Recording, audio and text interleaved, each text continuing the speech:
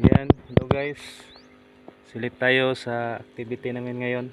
Ano kami? Drench kami sa aming tanim na spring onions. Ayan. Ikatlong apply na sa pag-abono sa aming spring onions. Pangatlong beses na. So ito yung spring onions namin. Isa to sa management sa aming spring onions na tanim. Ayan. Drench using knapsack sprayer, electric knapsack sprayer. So lahat yung namin tanim na spring onions. Yan. So kakatapos lang namin kanina mag general weeding. Cycle na kami hanggang doon sa dulo. Yan.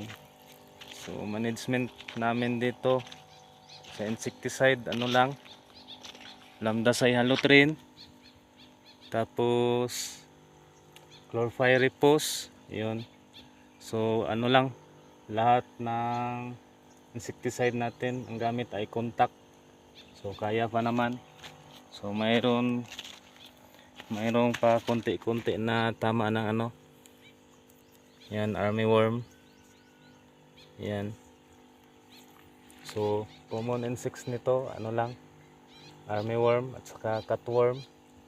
So yung Lambda Cyhalothrin at saka chlorpyrifos, yan, pwede siya sa armyworm. So by by next week siguro bigyan namin to ng Cyantraniliprol multisite para at least sa Bisaya pa malimpyo na, kasi malapit na to guys, malapit na ang harvest nito.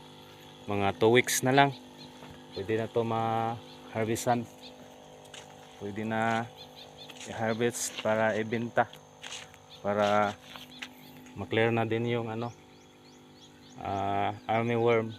Yan, kung mayroon, kasi mayroong mga tama pa konti-konti.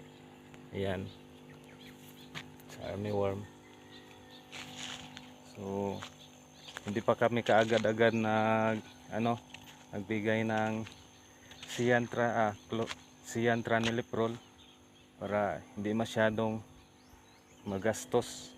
Yan, kasi mahal kasi yung guys, Cyantraniliprol. Lang 250 ml tag 1.2. Yan, 1.2 ang price. Tapos isang apply lang is 250 ml.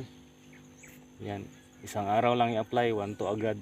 Kaya lang, ang gamit namin sa ngayon, Lambda Cyhalothrin at saka chlorpyrifos. Ang sistema namin sa pag-spray ay talaga gabi na, para at least matamaan yung armyworm. Yan, kung mag-spray ka na may araw na, wala na, nasa ilalim na ang armyworm sa dahon sa ating sibuyas, hindi na matamaan kasi contact lang yung ginagamit namin sa ngayon. Tapos fungicide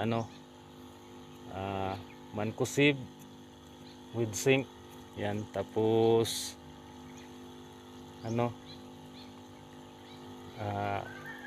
Laconil.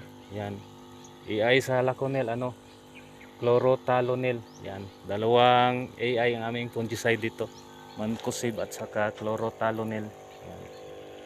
So hindi ganon kaganda yung sibuyas namin guys, hindi perfect. Yan. So yan lang muna, pasilip natin sa ating activity ngayon. Hindi namin to matapos kasi wala nang tubig. Yan, sa Bisaya pa wala ni agas. Isang tunga lang sa drum ang matira na mo karon na abono.